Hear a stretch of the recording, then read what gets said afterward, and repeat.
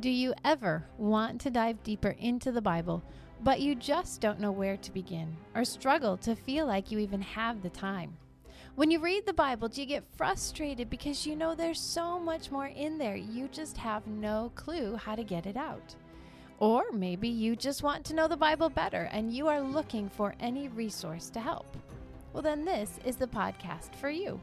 Welcome to the Context and Color of the Bible podcast. We are two sisters who love to study the Bible and help others understand it better. And by the way, I am Erika. And I'm Veronica.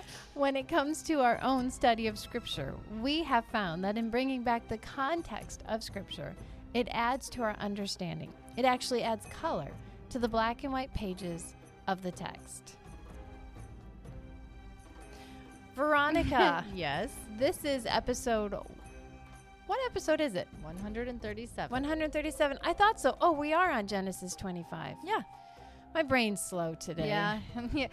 Erika actually, when we started, just sat there waiting for me to start the intro. Right. I did. I was like, wonder how many seconds she's going to wait. We had some blank spaces for a while that we removed, so it's no longer on the podcast. But yeah, so I will apologize, listener. My brain is a little slow today, but that's all right.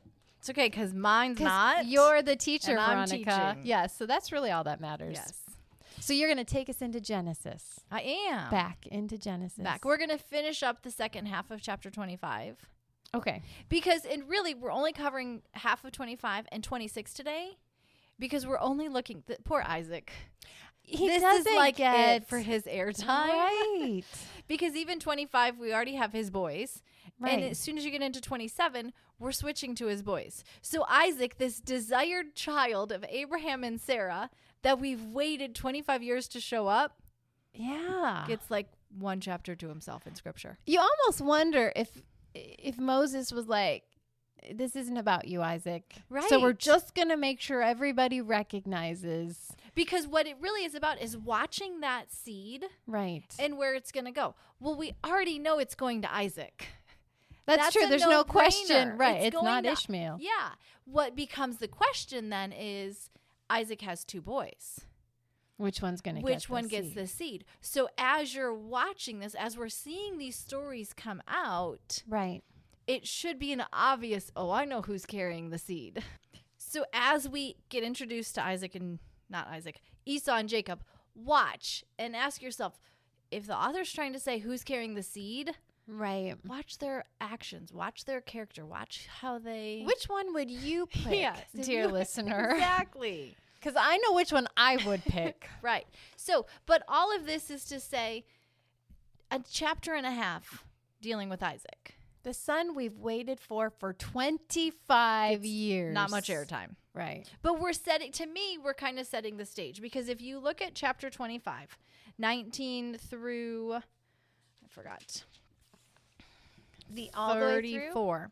Yes. Yeah, 34. We get Isaac getting married to Rebecca. Mm-hmm. And how old is Isaac when he gets married? 40. It's in verse 19. Verse 20. Isaac was 40. And then what's interesting is we throw in a quick little genealogy because we're keeping in mind. Oh, yeah, Laban. Don't forget about him. We've already met him and we're going to see him again. Right. But then what's interesting, Erika, we see in verse 21, what's going on? Rebecca's barren, so yes. Isaac is praying for her. Okay. Abraham is still alive at this point. If Isaac was born when... Okay, let me work it this way. Abraham was 100 when Isaac was born. Right. Isaac is now 40 when he gets married. Right. That means Abraham's 140, and Abraham dies when he's 175. You have to wonder if Abraham took Isaac to the side and went, let me warn you, do not do it the way I did it. Right? It doesn't go well. Right? So I love that it sounds like Isaac prays, and then Rebecca becomes pregnant with twins. But if you jump down to verse 26, right, how old is Isaac when the twins are born? He's 60. He's 60. So between 40 and 60, 20 years. Somewhere Rebecca struggles with fertility. I'm going to guess it wasn't at 60 when she comes to Isaac and is like, hey, it's been 20 years. Let's have some kids. Right. I'm going to guess she dealt with a long range. Like Sarah. Yes. But it's just fascinating. Isaac prays for her. And then what I love is 2 children are struggling in her womb. We all know this. Right. And to me, these verses are just setting the stage because from Rebecca and Isaac, we get twins, Esau and Jacob. Right. Which ultimately, God says, there's 2 nations warring in your womb. So we have the Jews through Jacob, and then through Esau, we get the Edomites. Right. And so, again, just like with Lot and his daughters, we got the Moabites and the Ammonites, and you always have to keep their backstory in mind when you read about them. Right. We need to keep this backstory of these 2 brothers, Jacob and Esau, and their relationship. Right. It's kind of a tense relationship. Yeah, forever. It's not, and that's what we see with the Jews and the Edomites. Right. Which actually I found fascinating. In Deuteronomy 23, God told the Jews they were forbidden from hating the Edomites. Which is like, you're not allowed to hate them. Which I'm going to say that right now. If That's so I have funny. to tell you not to hate them. Right. That means you probably want to. Right.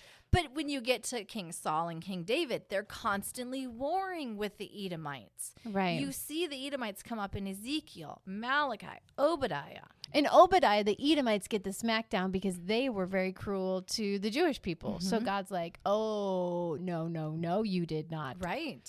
And Right. then we get our most famous Edomite, who would be King Herod in the New Testament. Right. So just from the beginning, just because remember, when we look at genealogies, the idea is how the father is, the son will be. Right. So these 2 brothers struggle to get along.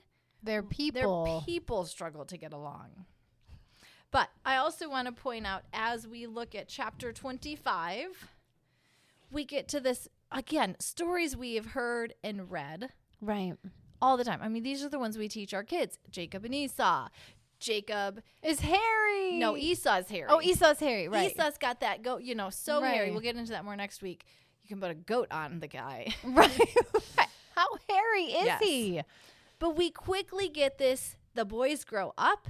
In the first story, we really get, okay, they're warring in the womb. And then the next story is they're adults. Right. And Esau comes back from hunting. We find out they're totally opposite in what they like, what they do. Right. To the point that each parent picks a favorite child. Never a good idea. No, because that family trait gets carried on. Right. And causes more issues. Right. Jacob doesn't learn. No, but we get Esau. He comes back and he's starving. I'm famished. To the point of I'm starving to death. Really? That's kind of I have sons. And so I do hear that. Mom, I'm starving. Yes. But really? Right. I have one who would show me how, look how little my tummy is, and he'd suck it in. Right. It's like, Chase, Right. You're not starving to death. Right. But Esau comes and he's starving. And so Jacob's like, sure, I'll give you food, but sell me your birthright. Now, let's really think about this. Jacob was ready. He was. He was ready. This was not an instantaneous, Right? like he's waiting for this. But Esau, there's at least 1,000 people we've decided in Abraham's camp. Even if there's not, there's still hundreds. Jacob's the only one that has food. Right. Jacob is the only only place you can go to get food. Right. Go find somebody. Right. Clearly there's food around. But so what it's setting up is Jacob's ready for the opportunity when it presents itself. Right. I'll take your birthright. And Esau clearly has no value or puts any honor on that birthright. What is the birthright exactly, Veronica? The birthright is the firstborn gets special privileges, basically. Because let's be honest, the firstborns are always the favorite. Right. Yeah, you're so funny. Although sometimes that probably is true. But what's the purpose of those special privileges? Those special privileges, you would get double the inheritance. Right. But also comes responsibility then. Right. And that's what I like about Scripture is oftentimes the reward, the blessings come with greater responsibility. Very true. Yeah. So that firstborn has the double portion of the inheritance, but you also now will manage everything. You will take care of your parents in their old age. You will oversee this and make sure mom and dad are set up and taken care of and have food and provisions for the rest of their lives. So it's interesting. In one sense, maybe Esau didn't care enough about his parents. Yeah, when you put it that way. Yeah. I mean, when you think it through, like, this is what the birthright means. Jacob is saying, Right. I will take care of mom and dad. Now, I'll get more money for it, Right. but I'll take care of mom and dad. Yeah. And Esau's like, I'll Fine, go whatever. leave. Yeah, I'll be fine with my bit and Right. I'll go. Because truthfully, I'm just going to skip us to the end so we can be done talking about Esau. At the Right. end of chapter 26, where we're going to end today, not the podcast right now, at age 40, Esau married 2 Hittite women. Right. And his wives made their lives miserable for Isaac and Rebekah. He clearly shows us over and over again, Right. he doesn't really care. Right. So those 2 stories, just in a chapter and a half, our introduction to Esau is he doesn't care about his family. He doesn't care about, in a way, the community, the obligation, the His societal inheritance. culture of what is expected of him. Yeah. He's not doing it. And so Jacob maybe already knows this, and that's why he's prepared. Right. Right. You know, maybe Yeah. that's why Jacob's willing to go along as we get into the podcast next week with Rebecca's ideas. Right. You know, there's just if you're not going to take care of mom and dad, you don't really care. I do. Yeah, I'll take it. I want it. Right. But so again, keep in mind as you read these stories, we're watching where's the seed going to go. But now let's get into Isaac. In chapter 26, this is Isaac's only chapter he gets to claim all to himself. And what is the first thing we see happening with him in verse 1? There's a famine in the land again. Yeah. And so Abraham had to deal with a famine. Now Isaac does. Right. So what did Abraham do? Abraham went to Egypt. Right. And we know how that turned out because he was a little worried about his safety. Right. But Isaac doesn't go to Egypt. No. He goes to Gerar, He goes south. to the land of the Philistines. Right. But so the question would be, Abraham's probably still alive at this point. Right. Because Abraham was, let me look at my notes again. When the boys were born, Jacob and Esau, Abraham was 160 years old. And they were 15 when Abraham died. So I'm going to guess Abraham is still potentially alive. Right. It doesn't sound like the boys. There's no mention of the boys yet. Right. I don't know. But even if they are, they were 15 when Abraham died. It's potential. It's potential Abraham's still around Right. during all this. But yeah. so why wouldn't Isaac do what his dad did? Well, that's what we need to read and look at verses 2 through 6. The Lord comes to him and says, don't go to Egypt. And Right. then what I love is he takes some of those same words that he used with Abraham. Live in the particular land I'm going to tell you. I'll be with you. I'll bless you. And then he confirms the oath that he swore to Abraham. But look why he's confirming the oath. In verse 5. Yes, I think so. Because Abraham obeyed me and kept my requirements, my commands, my decrees, and my laws. Yeah, so it's already a done deal. Abraham obeyed. Right. And so now you get the blessings. Right. You get this, and I'm going to be with you. So Isaac stays there. Mm-hmm. But then just like his father, what happens? This to me makes me go wonder if Abraham's like, let me tell you how I did it. And it worked out perfectly both times. Right. Isaac lies. Right? She's my sister. Right. So again, I just love that the author highlights, okay, we're going to show you some similar situations. Right. Watch how it plays out. Isaac did a great job of praying for his wife to get pregnant. Right. And Abraham never recorded doing that. This time, though, Isaac copies Right. his dad's lie. Right. But then he makes it worse. He gets caught making out with his wife Right? in public. Isaac, if you're going to tell people she's your sister, Treat her like a sister. right. My boys would be horrified. Seriously. But I love it. So Abimelech comes and he's like, what are you doing? We could have sinned against you. So Abimelech, verse 11, makes a public proclamation. Anyone who touches this man or his wife will be put to death. But then, just like we saw with Abraham, after the truth came out, Abraham gets blessed. He gets sent away with manservants, female servants, and all kinds of cattle. Look at verse 12 of what happens to Isaac. Isaac planted crops in the land that year, and the same year reaped 100-fold because the Lord blessed him. Which is fascinating to me. Here we get a story of Isaac, I'm not going to say was doing the right thing. Right.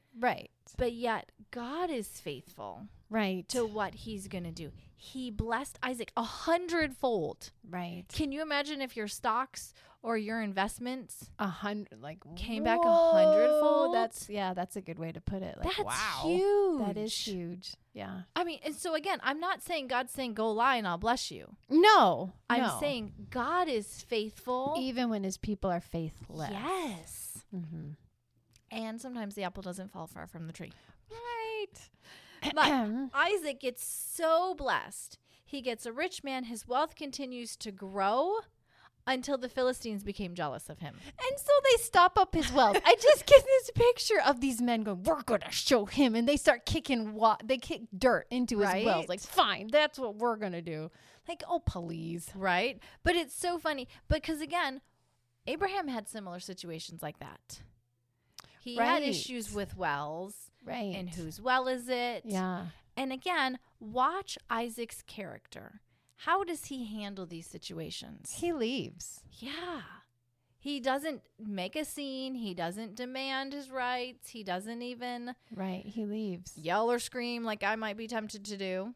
Mm-hmm. But he comes along. They keep digging wells. And finally, Abimelech comes along and says, hey, we've got some issues going on. Yeah, thing. I know. Maybe. And so, but think about it. Abimelech is the king of the Philistines.